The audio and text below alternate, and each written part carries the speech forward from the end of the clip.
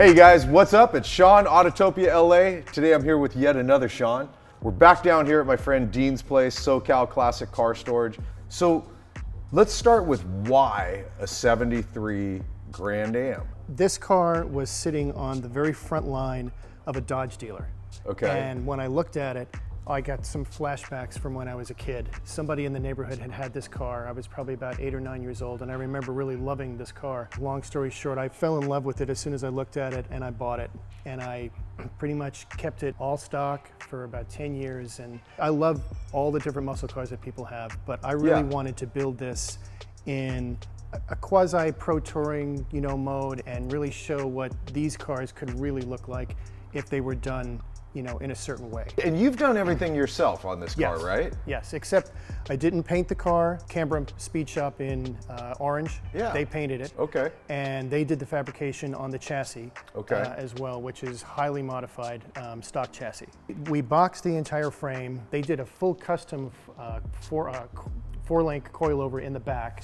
Got it. And then I had a Global West kit for the coilover system in the front where they cut the perches out, put the new perches in, and then I'm running QA1s in all four corners, double adjustables, so I can pretty much set the ride to wherever I want, and the stance. Yeah, this is so great, dude. So this is not a dry sump. Would have loved to have done that on the LS7, but I just didn't have the funds. Got it. So, but it's an LS7. Yes. Yeah. So it has Brodix ported heads.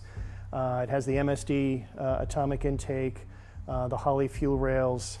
It's just, it's all GM as far as electronics and computer. It's fairly basic. It's not anything exotic.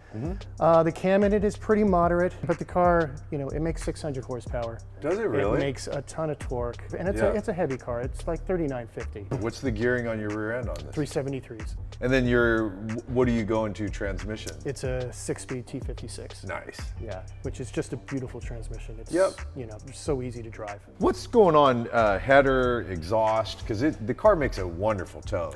So the headers are actually built by Chad's Customs out in Cherry Valley, and I run 3-inch into an X pipe and out, and then 2.5-inch Borla mufflers and 2.5 over the axle. So when I had taken the car to Canberra, I kind of had this sketched out on a piece of paper. I said, this is something I've been wanting to do for years.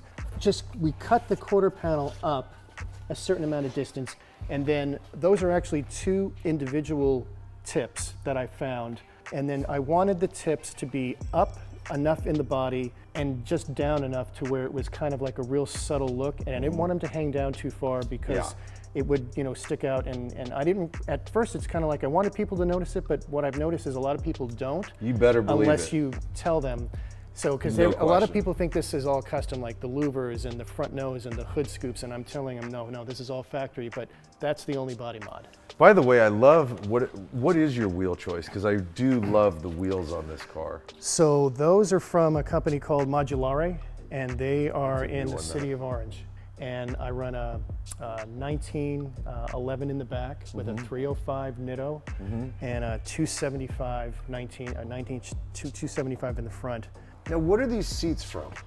So they are actually from a 2011 Honda CRZ, that little 2-seater hybrid that they made, that little sports car. And I found these in the junkyard. So there was a CRZ in the junkyard, and I saw these seats, and I just fell in love with these seats, and I said, I have to make these fit. So you just had them recovered and then figured out how to fit them. Yeah, I cut the brackets off and actually had my buddy Dave, he did the fabrication on the brackets, and we got them to fit. Is it still stock rear seat, just recovered? No, actually, okay. The rear seats are out of an Acura. The only difference was that they were only about 2 inches narrower than what they needed to be.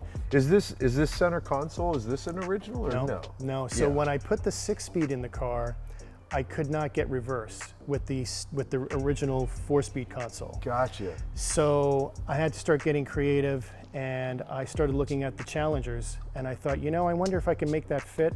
So that's out of a 2012 Dodge Challenger, and I modified the bottom of it to sit on the tunnel. It seems like, the shifter and pedals seem to match well. Yeah, so the shifter, it's a Hurst shifter. It is, okay. It's actually a Momo shift knob, because I really like the way it kind of ties into the rest of the build. It looks great. It just really was does. I saw it online and I ordered it and it worked out great. So yeah. The original wheel is a 15-inch 3-spoke wheel, which is really nice. So I sent it to a place in upstate New York and had them completely recover it with leather and do the stitching. And then I restored the wheel myself as far as the paint. Really? And you know, put the Pontiac emblem instead of the Firebird emblem. Yeah. I really loved the Hearst themed cars from, you know, the 60s and the 70s. I'm totally with you, yes. They never built a Hearst car, a Grand Am. So my idea was build a tribute car, put the emblems on the car, you know, do the upholstery and the, so I did the seats, had the embroidery done, the shifter, and then the floor mats have the Hearst logo. Yep. What a bitchin' car. I mean, I gotta be honest with you, dude, other than a couple of things when you're looking at the exterior of this car, it does look like, what if they would have gone, let's make a performance version of this car. Let's, we'll close the hood, we'll put cameras in, we'll go do the part I've been looking forward to, which is going for a drive in this thing. I'm always looking forward to that part, you know that. Yeah.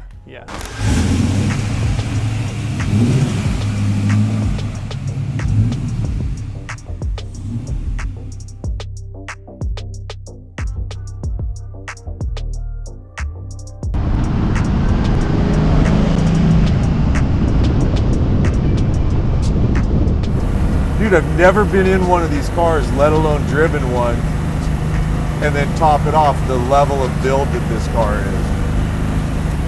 Man, you really are set up suspension-wise. Yeah. I mean, it wants to turn. Man, the car feels just exceptional on the road. You can tell it's a heavy dog. It's a heavy car, and it feels like a heavy car. It does feel heavy. Yeah, it doesn't drive like a lighter car. No, like I wouldn't. But I'll bet you, I mean, you know, you're to the point, obviously, you've had the car for 31 years. Yeah. You know what you're dealing with. I'll bet you don't even feel the weight of it anymore. No, because I'm so used to it. The part that gets me is that you've done the bulk of it yourself. Yeah. Go ahead and jump on it.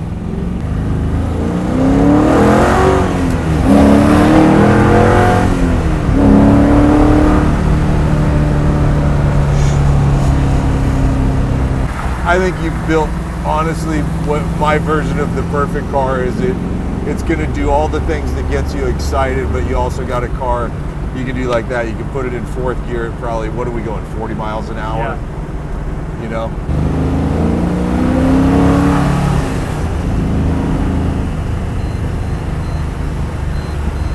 It really does sit well on the road, doesn't it? Yeah.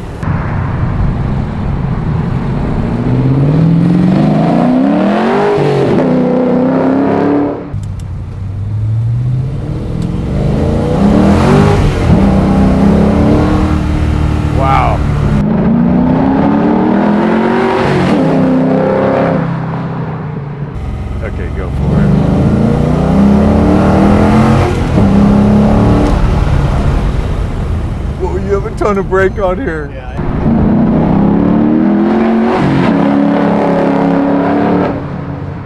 Okay, go for it.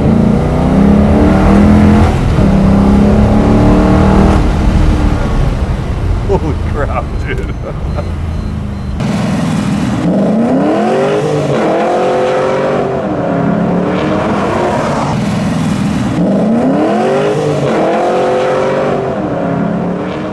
Go for it anyways. Whoa! Yes! That's what I wanted. That was awesome! That's what I wanted. That was awesome! Dude! That's what this car will do. Holy crap!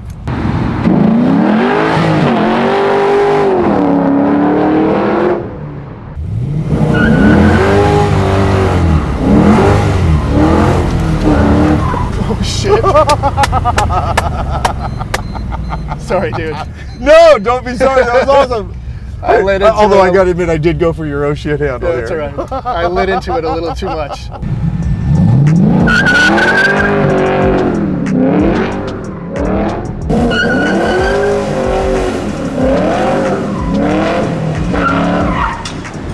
Here's just another one of those killer, well done garage builds. Just totally knocked out by this car. If you want to be on our channel, hit us up at shootmyride@atlamerch.com. All right, you guys, later.